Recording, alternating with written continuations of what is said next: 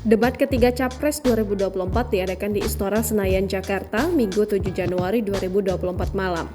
Namun ada yang berbeda dari posisi podium 3 Capres.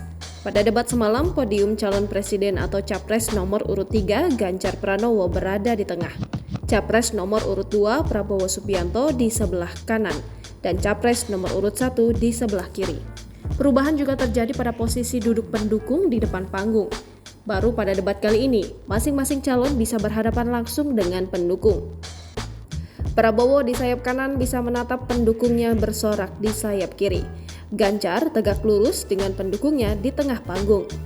Sedangkan Anies di sayap kiri menghadap pendukungnya di sayap kanan panggung dekat Prabowo.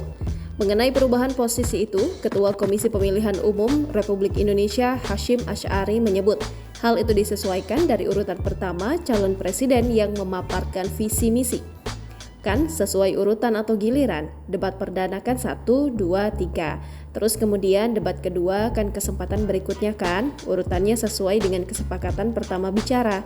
Ketika tadi kesempatan bicara kan, ya begitu, jadi menatanya posisi karena sesuai dengan giliran atau urutan bicara pertama dan itu disepakati dalam pembicaraan dengan tim paslon, kata Hasyim saat ditemui usai debat.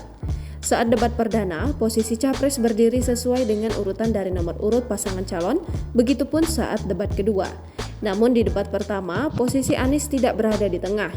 Hasyim mengatakan posisi berdiri Capres juga hasil kesepakatan dari masing-masing tim pasangan calon. Hal itu jelas Hasyim sudah didasari atas kesepakatan KPU bersama tim pasangan calon dalam rapat bersama.